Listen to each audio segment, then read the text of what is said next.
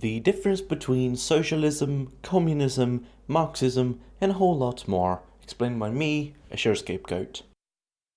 There is a lot of confusion about these terms: socialist, communist, people calling Obama socialist communist, without really having any proper idea of what those things mean.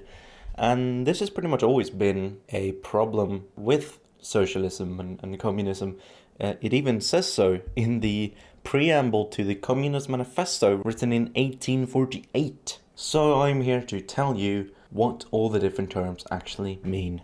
Most people in the Western world, especially in America, have heard of Bernie Sanders. Bernie Sanders calls himself a socialist and talks a lot about Scandinavian countries like Sweden and Denmark, praising them for a social welfare system which provide things like free education, healthcare and other benefits or security nets, all paid for by the government. Scandinavia is, wrongly, even by a lot of people within Scandinavia itself, I know because I live there myself, called socialist. Bernie Sanders ran against Hillary Clinton in the Democrat primaries in 2016. He lost the Democratic nomination to Clinton, who went on to run against Donald Trump. Donald Trump talks a lot about China, specifically the People's Republic of China, which calls itself socialist, with Chinese characteristics, of course. Donald Trump won the presidential election and became the 45th president of the United States of America, replacing the man who came before him, Barack Obama. Obama talked on multiple occasions about Guantanamo Bay, which is a military facility on the island of Cuba, but belonging to the nation of the USA. Cuba says that the land where the Guantanamo Bay facility is located belongs to the Cuban state, which calls itself socialist. Do you know who else called themselves socialists? The Nazis. Nazi is shorthand for Nationalsozialistische Deutsche Arbeiterpartei, which translates to the National Socialist German Workers' Party, NSDAP. So what does Sweden, Bernie Sanders, China, Cuba and the Nazis have in common? Well, in practice, nothing. Sweden, not entirely unlike China, is a country with a mainly capitalistic free market system, but with some government intervention and social security paid for by the raising of taxes on those who earn more. Cuba is what many in the world would call communist, choosing not to rely on a private free market, but rather a public, planned economy where elected representatives make decisions about the economy that would otherwise be made by private business owners, like where to build new factories, what they should produce, what the wages should be, and so on. And although many in the West call Cuba communist, Cuba calls itself socialist. Yes, they are led by the Communist Party, but even they say that Cuba is socialist, not communist. And Germany, when it was ruled by the Nazis, also called itself socialist. And although the government was a totalitarian one, which dictated many things about the private lives of citizens, the economy was largely still capitalistic and had a free market, minus some protectionism and sanctions or embargoes here and there. So, what exactly does socialism mean?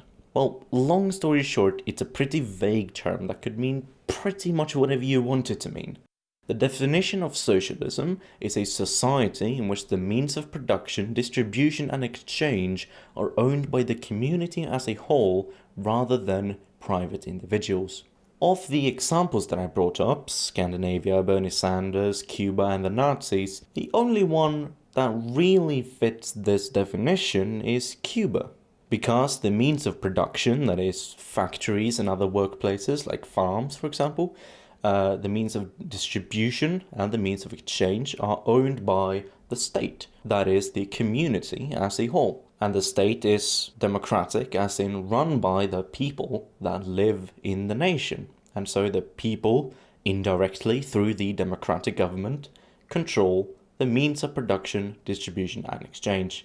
Sweden and Norway and Denmark own some of the means of production, some of the means of distribution and exchange, but I would say over 90% of the means of production in Scandinavia are privately owned, and so the community as a whole do not control the means of production, distribution or exchange in Scandinavia. And so Scandinavia is, for the most part and according to most definitions of socialism, not socialistic. They are capitalistic, following an ideology called social democracy, which I will talk about in a minute. So, I've given you the definition of socialism, or more accurately, I've given you the definition of a socialist society. Socialism the ideology is trying to achieve that kind of society. It's what's called an umbrella term, encompassing multiple other terms within it that branch away further. So let's create a nice little infographic thing, right? We have socialism on the left and then capitalism on the right. Simple enough. Under socialism we have communism. Now, communism is an ideology that strives to establish communist society, which is stateless, moneyless, and most importantly, classless. Think Star Trek. The economics of the future is somewhat different. You see, money doesn't exist in the 24th century. No money? You mean you don't get paid? The acquisition of wealth is no longer the driving force in our lives. We work to better ourselves and the rest of humanity. Now, communist society should be distinguished from the Western concept of a communist state, the latter being a socialist state ruled by a communist party. For example, the Union of Soviet Socialist Republics, the USSR or the Soviet Union, was ruled by the Communist Party, but the Communist Party didn't say, oh, the USSR is communist. They said the USSR is socialist. Now, under communism, we have two other ideologies, anarchism and classical Marxism. I won't talk that much about anarchism in this video, that will be for another time, but essentially the difference between Marxism and anarchism is that classical Marxism believes in a transition between capitalism and communism called socialism, whereas anarchism seeks to establish communism directly after the overthrow of capitalism and not go through a transitionary period. That said, anarchists still count as socialists. Now, classical Marxism splits even further into orthodox Marxism and revisionist Marxism. Orthodox Marxism is essentially a continuation of classical Marxism, but was developed after the death of Karl Marx. Karl Marx, obviously the founder of classical Marxism, left a lot of his work unfinished, and so orthodox Marxists sort of picked up the torch when Marx died and continued his work and continued expanding his theories. Revisionist Marxism, on the other hand, is an umbrella term for forms of Marxism that have changed one or more fundamental parts of Marxism. Social democracy is a form of revisionist Marxism that has changed Marxism so much that it is no longer socialistic, but rather a friendly version of capitalism. This is the ideology mainly followed by Scandinavia and some other European countries like France, for example.